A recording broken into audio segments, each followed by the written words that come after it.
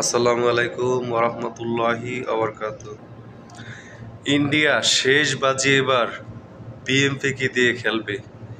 দেখেন বিএমপির কুকর্ম, ক্ষমতায় না আসতেই সারা দেশে এরা সিন্ডিকেট শুরু করে দিয়েছে। বিভিন্ন চাঁদাবাজি, খুন খারাপি, সন্ত্রাসী, বিভিন্ন ক্যাম্পাসগুলো দখল, কিভাবে অন্যায়ভাবে মানুষের সাথে খারাপ ব্যবহার করতেছে। এদের কারণে মানুষ এতটাই অসহ্য যে এদেরকে আর জীবন ক্ষমতায় আসতে দেয় কিনা সন্দেহ। দেখেন পিনাকি ভট্টাচার্য দাদার সম্পূর্ণ ভিডিওতে অনেক কিছুই দেওয়া আছে, অনেক কিছুই বুঝতে পারবেন। সম্পূর্ণ ভিডিওটি দেখতে হবে আপনাকে। ধন্যবাদ সবাইকে।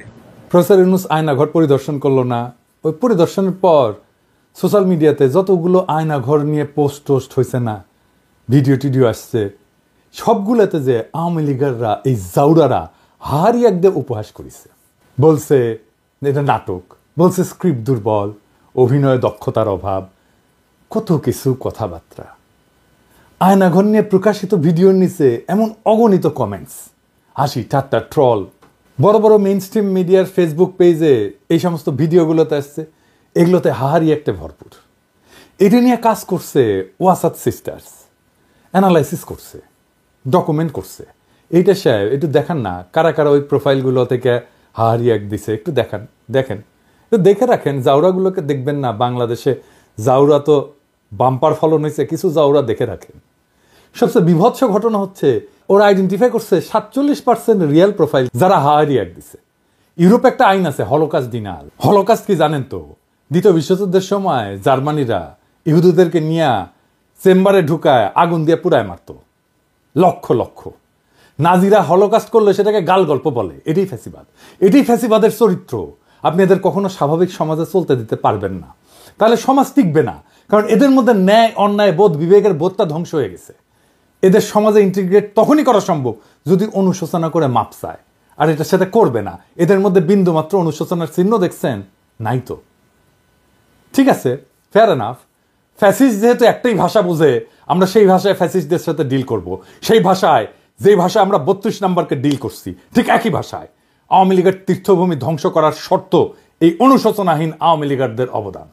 আমরা কোনো আওয়ামী ফ্যাসিস্ট সাইকোপ্যাথকে সমাজে থাকতে দেব না। মাত্র কয়েকদিন আগের গণহত্যার কথা অস্বীকার করে। এরা মানুষ?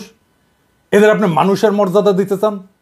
এদের আপনি গণতান্ত্রিক অধিকার দিতে চান? গ্রেপ্তার করে গ্রেপ্তারকৃত হতভাগ্যের স্ত্রীকে রোজা ভাঙ্গায় ধর্ষণ করে যে হাসিনার পুলিশ, একবার না বারবার এই ভয়ঙ্কর ইতিহাস সামনে আসতেছে।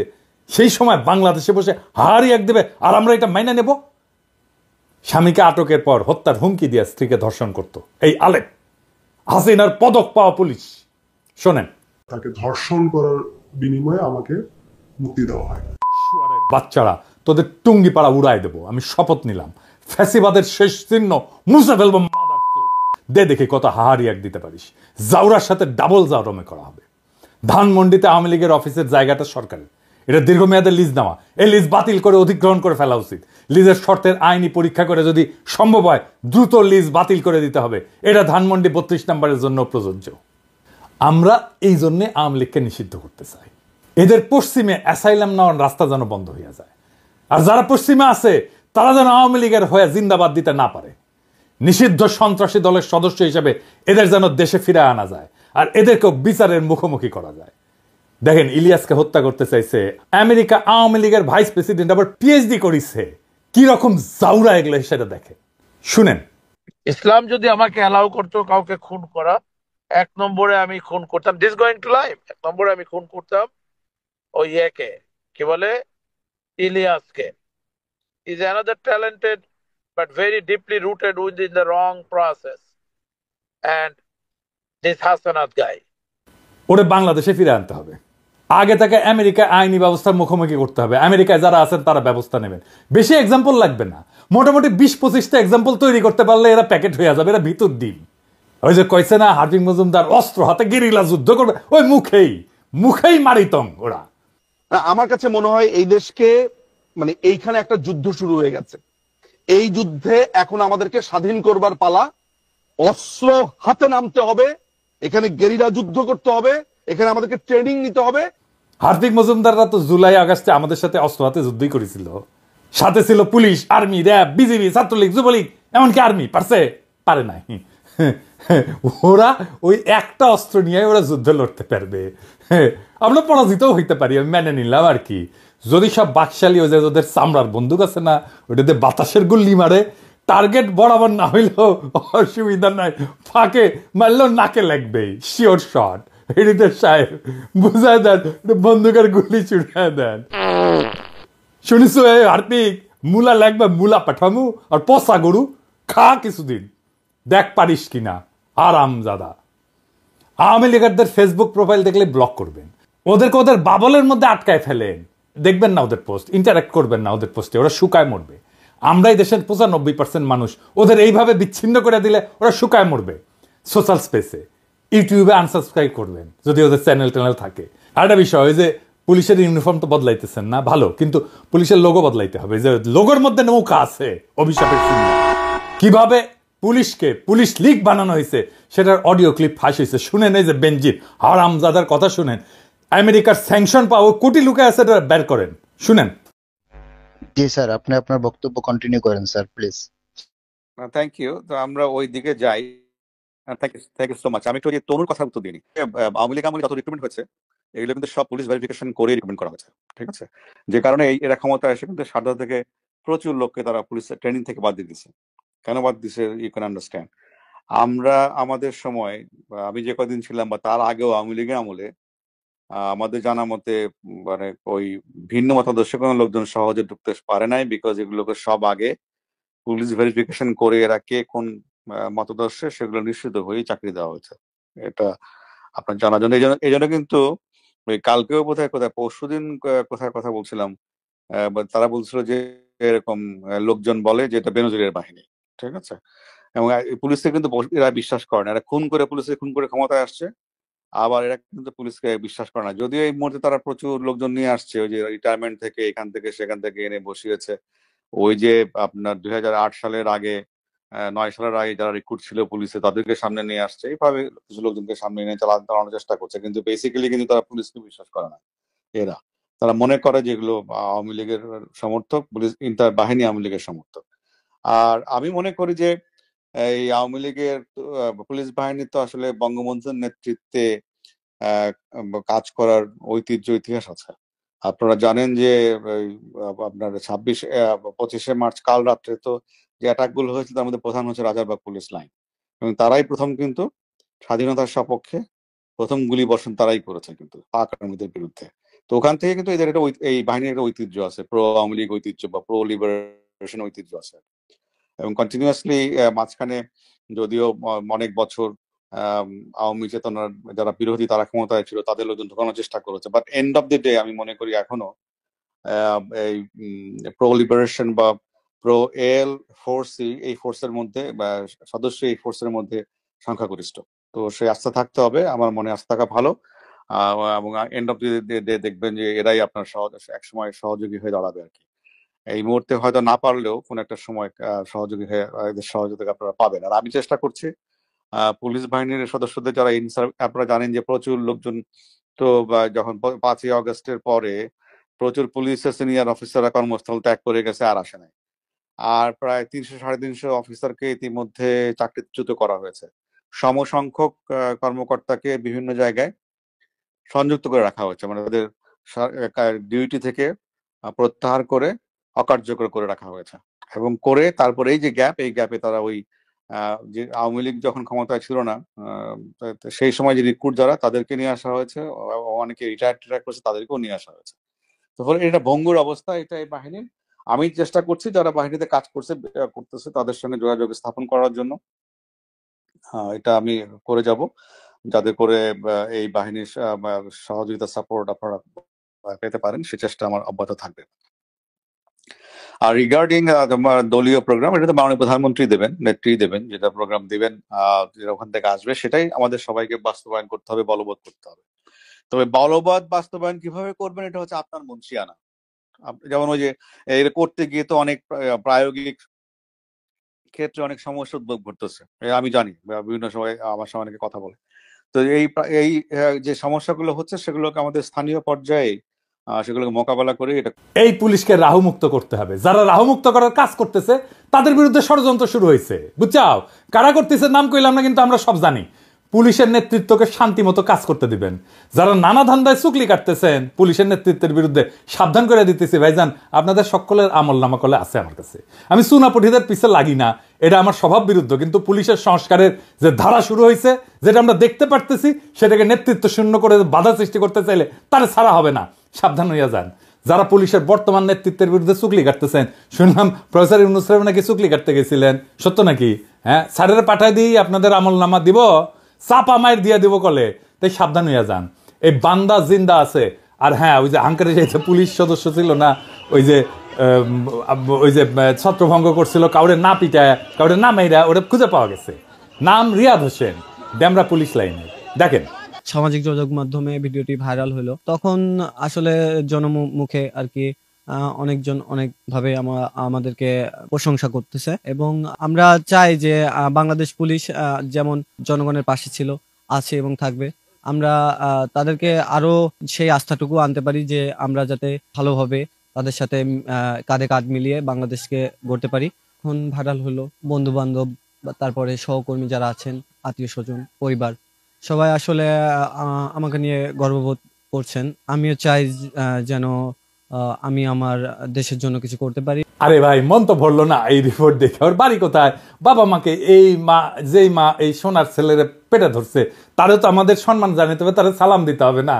তো এইটা ছোটখাটো রিপোর্ট না, বড় রিপোর্ট চাই। আর হ্যাঁ, ওকে বিভাগীয় পুরস্কার দেওয়া হোক, পুলিশ পদক দেওয়া হোক তারে।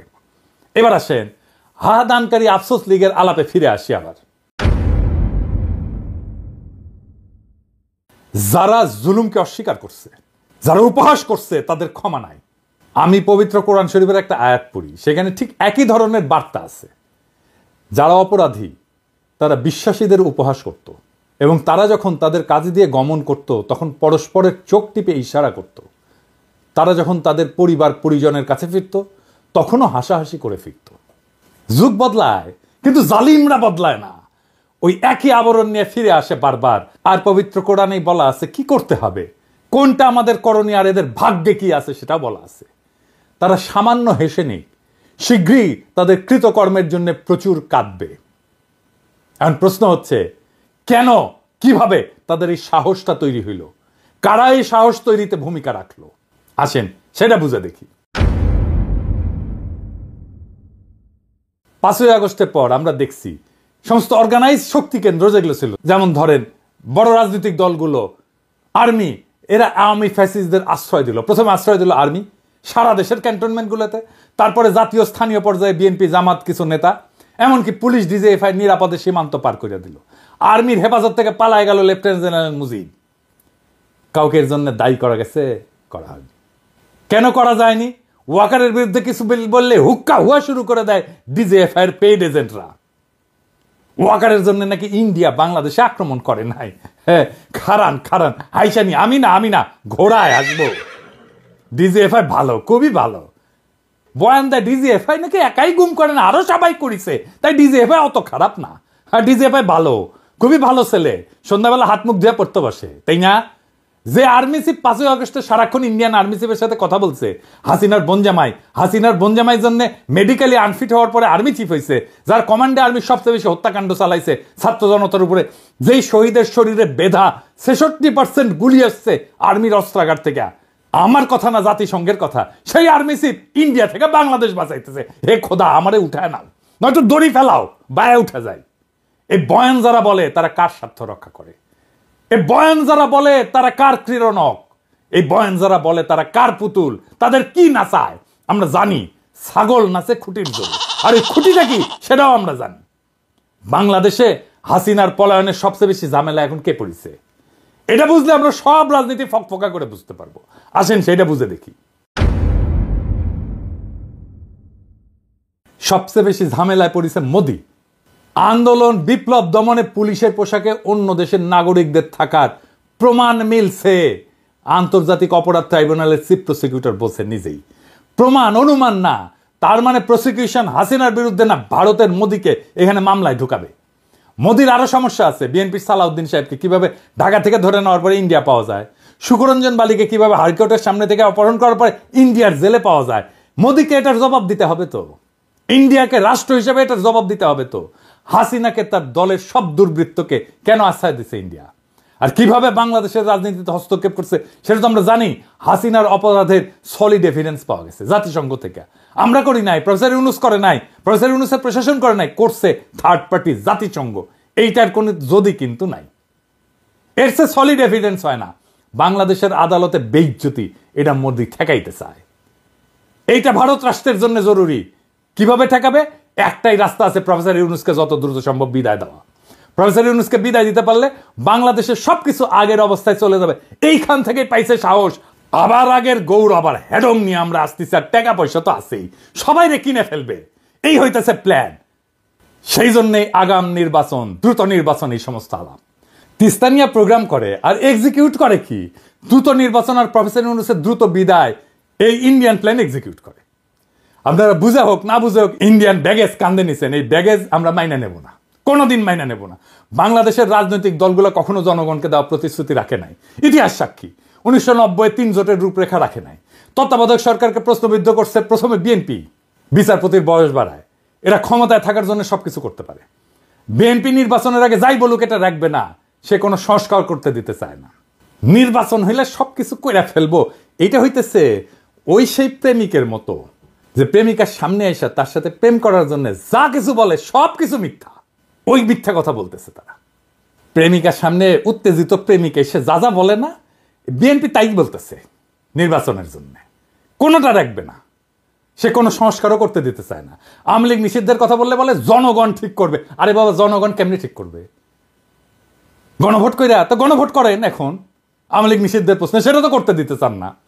সামনে সংসদ নির্বাচনে আওয়ামী লীগকে অংশ নিতে দিলে আপনি কবে জনগণের রায় নেবেন আওয়ামী লীগ নিষিদ্ধের ব্যাপারে? জনগণ করবে, কিভাবে করবে সেটা তো বলতে হবে। জনগণ তো একটা বিমূর্ত জিনিস, মানে আপনি একটা ধোঁয়াশা তৈরি করতেছেন জনগণ নামের এক বিমূর্ত শক্তির অনুমোদনের কথা বইলা। এই সরকারের নাকি ম্যান্ডেট নাই। সংবিধান সংস্কারে তো বিএনপির ম্যান্ডেট থাকবে, সে 2/3 মেজরিটি পাবে, কিভাবে জানে? পাবে না তো। তার মানে সংবিধান সে পাল্টাতে পারবে না। তখন বলবে আমরা কিভাবে পাল্টাবো, আমাদের তো মেজরিটি নাই। তারপরে প্রশ্ন থাকে, সে কি সংবিধানের মূলনীতি পাল্টাতে পারবে যদি মেজরিটি 2/3 মেজরিটি পায়ও? পারবে না। কারণ যে সংবিধানের অধীনে সে নির্বাচন করবে, শপথ নিবে, সেই সংবিধানের মূলনীতিকে সে পরিবর্তন করতে পারবে না। নির্বাচন হইলে কোনো বিচার হবে না, আপনারা লিখে রাখতে পারেন। মোদি আর ইন্ডিয়া আবার চিরজীবনের জন্য মাপ পেয়ে যাবে। ওই সংবিধানে থাকবে ধর্মনিরপেক্ষতা, গণতন্ত্র, বাঙালি জাতীয়তাবাদ আর সমাজতন্ত্র। সেইটা আমাদেরকে এত রক্তের পর, বিপ্লবের পরেও আমাদেরকে ওই সংবিধানই টাইনা নিয়ে যাইতে হবে। মোদি আর ইন্ডিয়া চিরজীবনের জন্য মাপ পেয়ে যাবে। তাদের যে আমরা পাইরা ফেলতে পারছিলাম, সেই সুযোগ হেলায় আমরা হাতছাড়া করে ফেলবো। কম্প্রোমাইজ করে ফেলবে যারাই ক্ষমতায় আসুক। কে আসবে আমি জানি না, যারাই আসুক রাজনৈতিক দল তারাই কম্প্রোমাইজ করে ফেলবে। প্রফেসর ইউনূসের সামনে গিয়া রাজনৈতিক দলগুলো এক কথা বলে, বাইরে এসে আর এক কথা বলে। প্রফেসর ইউনূস দিছে চাপা মাইর, ওস্তাদের মায়ের শেষ রাতে কইছে আপনারা যা চান লিখে দেন, কোন সংস্কার চান, কোনটা চান না, কোনটা আংশিক চান, কোন সংস্কারই চান না, সেটা লিখে যা চাইবেন। আমাদের তো কোনো এজেন্ডা নেই, সবাই মিলে যেটা চাইবেন শুধু সেটাই আমরা করব। তবে আমরা ওয়েবসাইটে দিয়ে দেব কে কি চাইছিলেন। আপনারা কোন দল কোনটা ইয়েস বলছেন আমরা রাজি, কোন দল নো বলছেন আমরা রাজি না, কোন দল বলছে আমরা সংস্কার রাজি, আমরা সবাই ওয়েবসাইটে দিয়ে দেবো। দেশের যে কোনো মানুষ দেখতে পাবে কোন কোন বিষয়ের প্রতি তার সম্মতি আছে, কোন বিষয়ের প্রতি মানুষের সম্মতি নাই। এটা কোনো গোপন জিনিস না, এটা রাজনৈতিক দলের একটা বক্তব্য। আপনি বলেন যে আমি কোনোটার দিকে সম্মতি নেই, লিখে দেন, আমরা ওটা ওয়েবসাইটে দিয়ে দেবো যে এইটার এই দলের তারা বলেছেন কোনোটার প্রতি সম্মতি, অথবা আমরা সব কাটার প্রতি আমরা একমত হলো, আমরা একমত হতে পারি, আমরা কিছুটা সংশোধন সাপেক্ষে একমত হতে পারি, অথবা এইটাতে আমরা রাজি না, এটা আমরা ধরতে চাই না, হতে পারে। আপনাদের ইচ্ছাটা প্রতিফলন করা আমাদের দায়িত্ব হলো জাতির সামনে আপনাদের ইচ্ছাগুলোকে তুলে ধরা। এর ভিত্তিতে আমরা কি কাজ করবো সেটা আমরা পরে দেখার পরে ঠিক করবো যে এটা কি করা যায়, আপনাদের বক্তব্যগুলো কি আছে। বুঝছেন? ব্যাস মুখে এখন তালা। এইবার রাজনৈতিক দলগুলো বুঝবে অ্যাকাউন্টেবিলিটি কারে বলে, দায় নেওয়া কাকে বলে। এইবার তারা বুঝবে রাজনীতি জিনিসটা কত কঠিন, জটিল। এটা ছেলের হাতের মোয়ানা। এতদিন ভালসুন্দের সাথে খেলছে তো বুঝতে পারে নাই রাজনীতি কত কঠিন। এবার প্রফেসর ইউনূসের সাথে খেলতে গেছে, হে বুঝেছে প্রফেসর ইউনূস একাই খেলে দিছে একটা কথায়। রাজনৈতিক দলগুলোকে বলি, কোনো বিশেষ দলকে উদ্দেশ্য করে বলতেছি না, সবাইকে বলতেছি, বাংলাদেশে ইন্ডিয়ান ব্যাগেজ নিয়ে রাজনীতি করার দিন শেষ। ইন্ডিয়ান ব্যাগেজ থাকলে আপনার রাজনীতির কোনো ভবিষ্যৎ নাই। আপনি যত বড় রাজনৈতিক দল হন না কেন, কোনো লাভ নাই। পিনাকির আপনি হুতায় ফেললেও আপনি বেচবেন না। পিনাকি হইতে যাবে কিন্তু আপনি বেচবেন না। বাংলাদেশের রাজনৈতিক বাস্তবতা আপনাদের ইন্ডিয়ান ব্যাগেজ নিয়ে রাজনীতি করতে দেবে না, ফুল স্টপ। প্রফেসর ইউনূসের প্রতি আহ্বান, আপনার এই অন্তর্বর্তীকালীন সরকার ভেঙে দেন, বিপ্লবী সরকার গঠন করেন। জন আকাঙ্ক্ষা সেইটাই। এই বিপ্লবী সরকার থাকবে ততদিন যতদিন হাসিনার এই বাকি টার্ম আছে ততদিন। 5ই আগস্টের পরে যে সুযোগ আমরা হারাইছিলাম, যে হারানোর সময় আবার ফিরে আসছে। এই মুহূর্তে আবার হারায় যাওয়ার আগেই বিপ্লবী সরকার গঠন করেন। দেশের রাজনীতির গুণগত পরিবর্তন হয়েছে, তাকে ধারণ করেন। বিপ্লবী সরকার গণপরিষদের নির্বাচন দিবে, সবাই নির্বাচন করছে, দ্রুত নির্বাচন দিয়ে দিবে। বিপ্লবী সরকার গঠন করে 1 মাসের মধ্যে গণপরিষদ নতুন সংবিধান রচনা করবে। আপনারা নির্বাচন করেন সেইখানে, সেই সময় বিপ্লবী সরকার সংস্কার সম্পন্ন করবে। নতুন সংবিধান রচিত হলে গণপরিষদ ভেঙ্গে দিয়া সেই নতুন সংবিধানের অধীন নির্বাচন হোক। আপনারা সবাই উৎসবের সাথে সেই নির্বাচনে অংশ নেন। আমি ব্যক্তিগতভাবে চাই প্রফেসর ইউনূস জাতির নেতৃত্ব থেকে যেন তারপরেও বিদায় না নেন। তিনি যেন রাষ্ট্রপতির পদকে অলংকৃত করেন। তিনি আসলেই অলংকার হয়ে উঠবেন রাষ্ট্রপতি পদের জন্য। আমরা উনার অভিভাবকত্ব এত তাড়াতাড়ি হারাইতে চাই না। বাংলাদেশকে আমাদের শক্ত অর্থনৈতিক এবং রাজনৈতিক ভিত্তির উপরে দাঁড় করানোর জন্য প্রফেসর ইউনূসের অভিভাবকত্ব আমাদের দরকার। ছাত্র জনতার আকাঙ্ক্ষার রাষ্ট্র তৈরি করে দেওয়াটা আমাদের দায়িত্ব এবং কর্তব্য। আমাদের সেই প্রতিশ্রুতি ভুলে গেলে চলবে না। আমরা এক কঠিন জটিল সন্ধিক্ষণে দাঁড়ায় আছি। একদিকে ভয়, অন্যদিকে সম্ভাবনা। যারা সত্যকে বিকৃত করছে, ইতিহাসের নির্মম বাস্তবতাকে উপহাস করছে, তারা শুধু নিজেদের মানবিকতাই হারায়নি, তারা আমাদের ভবিষ্যৎকেও হুমকির মুখে ফেলে দিছে। কিন্তু ইতিহাস সাক্ষী, জুলুম কখনো টেকসই হয়নি, জুলুম কখনো টেকেনি, জালেম কখনো টেকেনি। প্রত্যেকটা ফ্যাসিস্ট শক্তির শেষ আছে, আর সেই শেষ তারাই ডেকে আনে যারা সত্যকে মুছে দিতে চায়। আমাদের করণীয় একটাই, হাসিনা আর তার দোসরদের বিচার নিশ্চিত করা, রাষ্ট্রের ন্যায়ের ভিত্তি পুনর্নির্মাণ করা। আমাদের রাজনীতি কোনো আপোষের রাজনীতি হইতে পারে না। আমাদের লক্ষ্য একটাই, ফ্যাসিবাদের শেষ চিহ্ন মুছে ফেলা। আমরা জানি এই পথ সহজ না, বাধা আসবে, কিন্তু এই লড়াই শুধু রাজনীতির লড়াই না, এটা আমাদের অস্তিত্বের লড়াই। প্রফেসর ইউনূসের নেতৃত্বে আমরা একটা নতুন অধ্যায়ের সূচনা দেখছি। এই মুহূর্তটা আমরা হারাইতে পারি না। আমাদের সাহসী হইতে হবে, সংগঠিত হইতে হবে। এই লড়াই শুধু আওয়ামী ফ্যাসিবাদের বিরুদ্ধে না, এটা পুরো সিস্টেমকে বদলে দেওয়ার লড়াই। এটা একটা বিপ্লবী আন্দোলনের ভিত্তি। আমরা একটা নতুন বাংলাদেশ গড়ব, একটা ন্যায়ের বাংলাদেশ গড়ব, একটা ইনসাফের বাংলাদেশ গড়ব, একটা মানুষের বাংলাদেশ গড়ব। ইতিহাস আমাদের দিকে তাকায় আছে। আমরা কি আমাদের সেই দায়িত্ব পালনে প্রস্তুত? ইনকিলাব জিন্দাবাদ।